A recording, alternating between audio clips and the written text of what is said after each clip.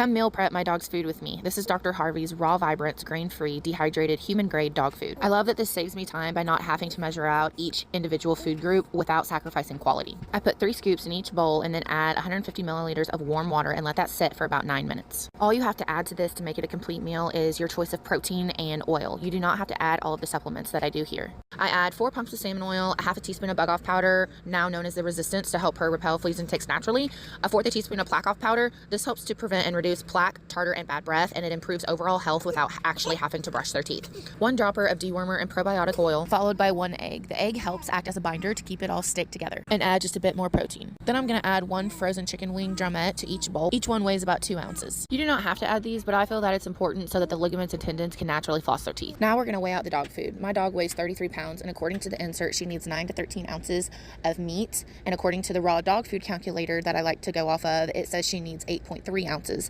of protein. So we're going to go ahead and just go with 9 ounces. You don't have to use raw meat if you don't want to. You can lightly cook it before you add it to the rest of the food. My dog is used to it because I have fed her raw dog food since she was literally 8 weeks old, so she's used to it. I have a 5-pound roll of ground beef and a 3-pound roll of ground turkey, and between the both of them, I was able to get 16 meals. I try to rotate her proteins as much as possible so she's not eating the same thing over and over again. And I also try to pair it according to the season that we're currently in. So right now in the summer, I usually like to feed a lot of beef, pork, or quail because those are more neutral foods, and the colder foods are duck and rabbit. But we're in a location right now that's not very easily accessible. So I did go ahead and grab turkey from the grocery stores, but turkey is a warmer food, so it's not something I would normally feed in the summer. It's more something I would feed in the fall and in the winter. Here's a chart of some of the different proteins. Now I'm going to mix all the food together except for the frozen chicken wing so that I can bag it and freeze it easily. You absolutely do not have to do this step, but I found it makes my life a lot easier, especially when we're traveling, because I don't have to go to the grocery store and buy raw meat whenever we get to wherever it is that we're going. I can just stick it in the freezer or an ice chest if we're not taking the RV on that trip, and it's ready to go without any additional steps. This is an 8-inch roll of food prep freezer bags, and I'm going to cut and measure out 16 of them. The reason I like to use these styrofoam bowls whenever I'm food prepping this is because they bend very easily, and it's so nice to be able to get the food into the bag in 1 scoop. Once all the air is out, I like to label it with the date and what type of protein is in the food. This part definitely takes the longest, but it is so worth it to me to just be able to grab a bag out of the freezer and cut it open and give it to her. It just saves so much time without sacrificing on the quality of food that she's eating. Dogs' lifespans are half of what they were 50 years ago, and the dog food companies